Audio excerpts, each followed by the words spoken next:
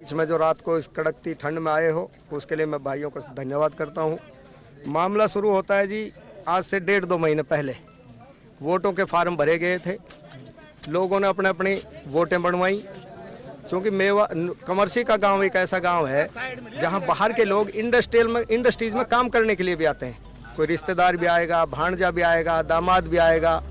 और ये संवैधानिक प्रक्रिया है कि एक आदमी इंडियन रेजिडेंट जहां टेम्परेरी रह रहा है अपनी वोट वहां अगर एंजॉय करना चाहता है तो वो अपनी वोट वहां बनवा सकता है as per election commission rule. तो हमारे पहलू और कुछ लोगों ने वहां फार्म भर दिए, किसी जो भी लोगों ने अपनी अपनी वोट बनवाई। इस बीच में पोर्टल बंद हो जाता है, वो वोट मैच्योर नहीं हुई। इस बीच में प्रशासन को मुझे पता नहीं किस बेस पे प्रशासन रात को उसको बुलाता है कि भाई तूने रोहिंग्याओं की वोट बनवा दी। मैं भी सुबह जाता हूँ सीआई तावड़ू, उसको बुलाया जाता है। जबकि वो जो फार्म थे उससे पहले पटवारी ने बाकायदा सब पे तस्दीक करी, सबको वेरीफाई किया। बीएलओ के माध्यम से जो प्रॉपर चैनल है, बीएलओ इनिशियल यूनिट है उसको इनिशिएट करने की पहलू को रिहा करो, उसके बाद पहलू को रिहा करो। ऊपर वाला जाने कहाँ से क्या हुआ है कि भाई उनको पहलू को बुलाया जाता है कि भाई तूने रोहिंग्या की वोट बनवाई।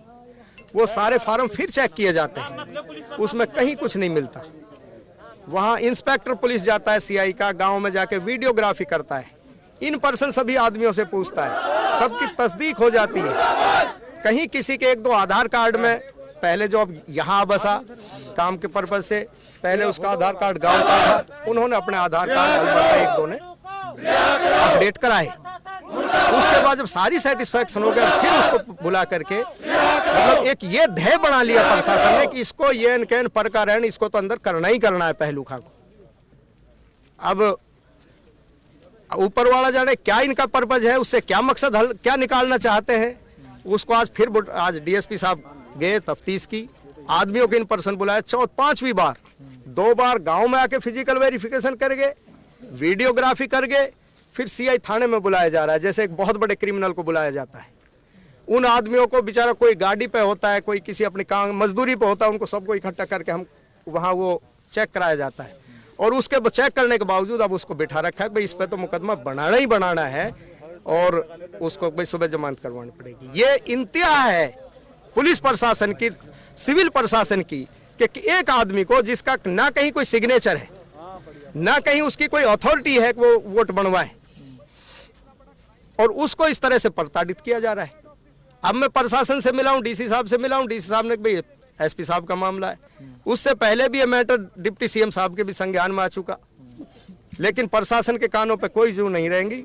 लिहाजा मैं डीसी साहब से कह करके यहाँ, क्योंकि मेरे संविधान ने मुझे अधिकार दिया है कि मैं संवैधानिक तरीके से, शांतिपूर्वक तरीके से, गांधीवादी तरीके से अपनी आवाज जनता तक पहुंचाऊं और इनकी कारगुजारी को जो पुलिस मेवात में करने पर उतारू होती है उसको सरकार को भी अवगत कराऊं, क्योंकि मैं भी सरकार का जो भागीदार है उसका जिला प्रधान भी हूं।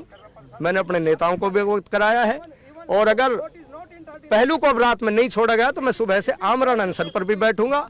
और हो सकता है मुझे ठंड लगी हुई है, पहले से कई दिन से मैं बीमार था, मैं यहाँ कपड़े काट के ओपन भी बैठूंगा और अगर कुछ मुझे हो जाता तो इसकी जिम्मेवारी प्रशासन की होगी है। उसमें पहलू का कहीं कोई नाम नहीं है। एफआईआर के कंटेंट्स मैं आपको दूंगा, वो आप निकालिए। मतलब में पहले वो वोट अभी तक बनी भी नहीं। बड़ी बात यह है कि वो वोट अभी लिस्ट पे इंटर नहीं हुई, उसके बावजूद इस तरह का एक हंगामा खड़ा कर दिया कि जैसे तो कोई इन्होंने कोई विदेश से जाके कितनी बड़ी स्मगलिंग कर ली हो। पहले को चुनाव लड़ने के चक्कर में, पहलू चुनाव का कैंडिडेट है, चुनाव लड़े, इसलिए हाँ अब ये तो गॉड नोज नाजायज फंसाया जा रहा। फिर उसके साथ एक और क्या है ना, बीएलओ ने सरकारी कागज जाते हैं, एक प्राइवेट आदमी अपने दस्तखत करके लेके जाता है कि भाई मैं इन कागजों को लेके जा रहा हूं, हमने उसकी भी दिखाई है कि भाई रिसीट है उसकी, उसके खिलाफ कोई कार्रवाई नहीं। जो सरकारी डॉक्यूमेंट को लेके जा रहा है किस अथॉरिटी में लेके जा रहा है, किसी और अरे पार्टी को डी साहब कहते हैं भाई ये उसका मामला है, अपने कोर्ट में जैसे भी सुबह होगा। कोर्ट तो है ही, कोर्ट पे तो हमारा पूरा भरोसा है, कोर्ट तो जो करेगी करेगी, लेकिन नाजायज क्यों हो रहा है? FIR 337 सेवा में FIR नाम ना है जी, पहले FIR में नाम नहीं है उसका, कोई नाम नहीं। अब तो पुलिस के हाथ में भाई, ये तो सांप के जेवड़ी बना दे, जेवड़ी के सांप बना दे, कुछ भी लिख देंगे। हम कहा उन्हें जल्दी से जल्दी रिहा करें, हम तभी यहाँ से जाएंगे। पुलिस प्रशासन आपका रजिया। किस लिए आप लोग यहाँ पर बैठे हो? आज क्या ऐसी बात होगी जो रात के अंधेरे में आपको निकलना पड़ा और यहाँ पर बैठे हो? हमारे पहलू सरपंच को नाजायज फंसाया गया है फर्जी वोटों के चक्कर में, जबकि ऐसा कुछ नहीं है। और हम जब तक नहीं जाएंगे यहाँ से, जब तक उन्हें रिहा नहीं किया जाएगा, किसी भी मतलब कोई भी हो, किसी बंदे को नाजायज फंसाना गलत बात है। और हम यहाँ से नहीं जाएंगे। आप सब देख रहे हो पीछे औरतें बच्चे सब परेशान हैं उनकी वजह से, उनके घर में भी, और गांव के पूरे लोग यहाँ पे मौजूद हैं। जब तक आप पुलिस प्रशासन उन्हें नहीं छोड़ेगी, हम यहाँ से नहीं जाएंगे। और हम जब ही जाएंगे जब पुलिस उन्हें रिहा करेगी। कब उनको पकड़ा, किस लिए पकड़ा, कहाँ लेके गए हैं? उन्हें तावड़ू लेके गए हैं, मतलब बुलाया था ऐसे ही वोटों की तफ्सीस के लिए, उन्हें तावड़ू लेकर गए और वहीं पे बिठा लिया। ये बिल्कुल गलत है।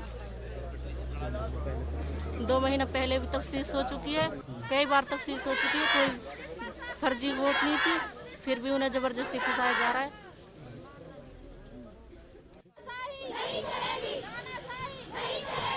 ये मुकदमा दर्ज हुआ है हमारे सिटी नू के अंदर, जिसकी जांच चल रही है CIA तावड़ू। 4-5 आदमी हमारे तावड़ू थाना में CIA के पास हैं, पूछताछ के लिए हैं, और इन्होंने आज ये धरना दिया था कि तालू को छोड़ा जाए। तो इस संबंध में मुकदमा दर्ज है। इनको हमने कहा है कि एक बार हमारे पुलिस अधीक्षक साहब श्री वरुण सिंगला जी से सुबह 11 बजे यहाँ मिले, और जो भी उचित होगा वही उचित किया जाएगा। जिससे ये भी सहमत हो गए हैं भी 11 बजे हम मिलना चाहते हैं, और हम भी इनको मिलाना चाहते हैं। जो पहलू को रिहा करो।